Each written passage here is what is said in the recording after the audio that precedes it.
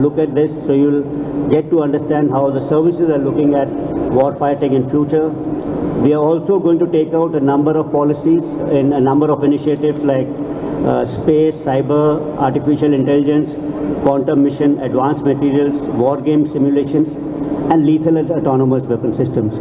So how do the services see their role in this in future, these policies, and thereafter it also gives a view to the industry. That's one part of it, apart from strategic signaling.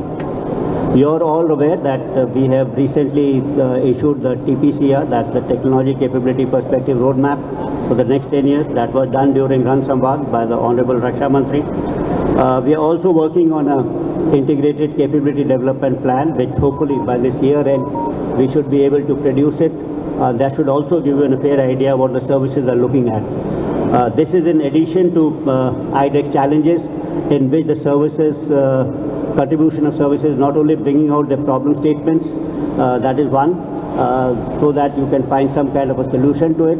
Apart from that, we also give you some kind of a conceptualization of a product as to how we are looking at it. It's not only the problem statements. And this whole initiatives over a period of few years has been very, very effective. Today we have almost about 404 promising solutions and almost worth about 490 crores under this IDEX schemes.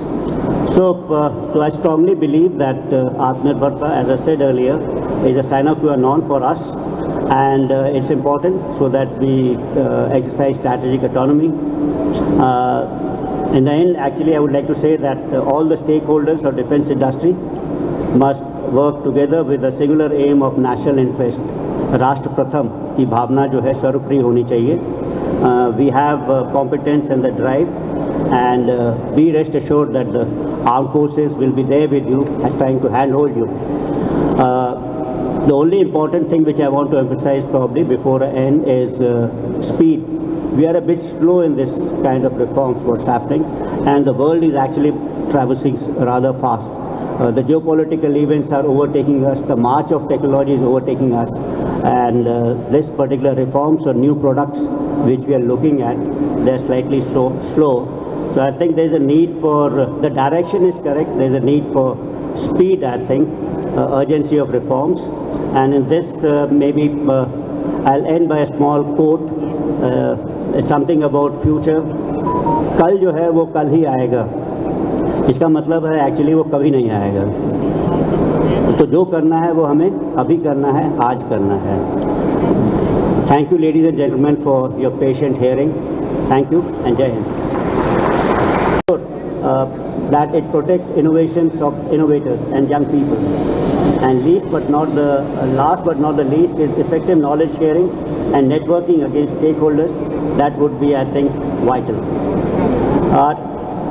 Indigenous efforts, we started late, but we are on the right path, and most of these efforts have borne some kind of a fruit, and some, you could say, some green shoots of this were visible during Operation Sindoor. I would like to talk about BrahMos air launch version. They were used very extensively with effect. We had a number of surface-to-air platforms, all manufactured indigenously, like Akash, Samar and MR-SAM. A number of counter-UAS systems, they were developed for jamming, spoofing of systems. They were from man-portable to very, very complex systems, developed not only by BEL, but the private industry. Zen and Accord were at the head of it. We had loiter ammunitions, not only developed by, again, DPSUs, but also like private companies like Sola, Nagastra one, which proved very, very successful. We had DRDO developed radar systems. They were employed on ships very effectively. And I had spoken earlier about integration. So we had this IACCS system, and we have integrated with the Army networks, Akash Tir, and with the naval ones. These were good initiatives. Other than that, we had this somehow secure mobile communication, etc. So number of indigenous products which we have developed in the past few years were fielded and fielded very, very successfully. Apart from this, there are a number of initiatives which the Ministry of Defence is undertaking to promote Indianization, and the first amongst them I would like to talk about is DPM 2025. That has been approved by Honorable Raksha Mantri, and that will be released soon. And the last DPM, if you recall, was in 2009. So it's almost about 16 years. So this DPM is going to remove procedural delays. This will enable CFAs. It will align to the latest amendments in GFR 2017, and enabling provisions of this are in accordance with the Manual for Procurement of Goods 2024 and prioritization of domestic sourcing through Make in India initiatives and additional opportunities for private industry and MSMEs. So this has already been done, and the next document that's going to be revised by the Ministry of Defence is DAP 2020.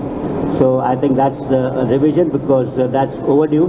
And in this, while the services have already provided their inputs to the Department of Defence, in case there are inputs from the industry, from the academia, SIDM, I'll request all of them to provide input so that we have a very comprehensive DAP 2020. The services on their part have initiated a number of initiatives in which we try and tell out to the academia and to the industry as to what our needs would be there in the future. And this is being done in various forums and various methodologies. So we have started this future warfare course. So what kind of warfare will be there in future? And these courses are rank agnostic. It's not only service personnel, but we invite people of the industry also to be part of these courses. Recently in Mao, we held this Ran Sanwad, that's conversations on war and warfare, in which again the industry had participated in large numbers. So you get a fair idea as to what kind of warfare are we looking in future. Then warfare is also about doctrines and concepts. We have over time released a large number of doctrines. Most of them are in the open source, and you can have a look at this. So you'll get to understand how the services are looking at war fighting in future. We are also going to take out a number of policies in a number of initiatives like space, cyber, artificial intelligence, quantum mission, advanced materials, war game simulations, and lethal and autonomous weapon systems. So how do the services see their role in this in future, these policies, and thereafter it also gives a view to the industry. That's one part of it, apart from strategic signaling. You're all aware that we have recently issued the TPCR, that's the Technology Capability Perspective Roadmap for the next 10 years. That was done during Ran Samvad by the Honorable Raksha Mantri.